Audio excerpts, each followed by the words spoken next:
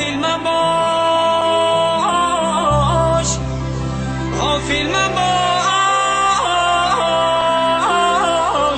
بندکی عمرت دوباره نیست.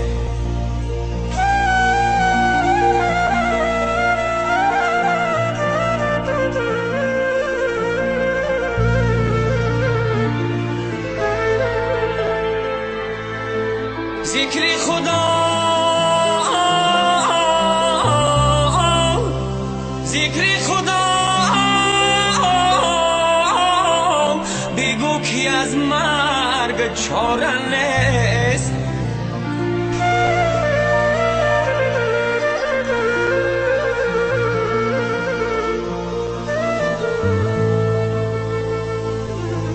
در زندگی، در زندگی بکش که فرصت غنیمت است، زیرا که روزی مرگ با کس آشکار نیست.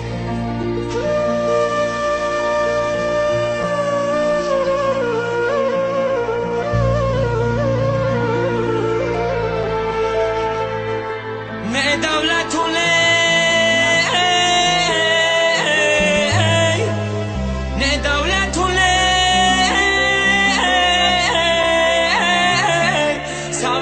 من برخواهم، حال زبرون نخرم و گوهر خواهم.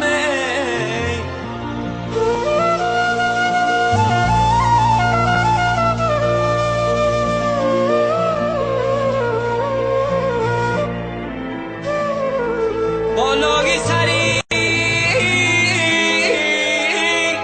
بالای سری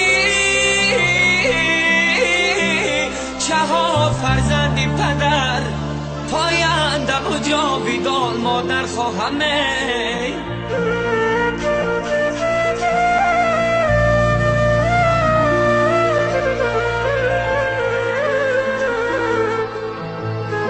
بالای سری،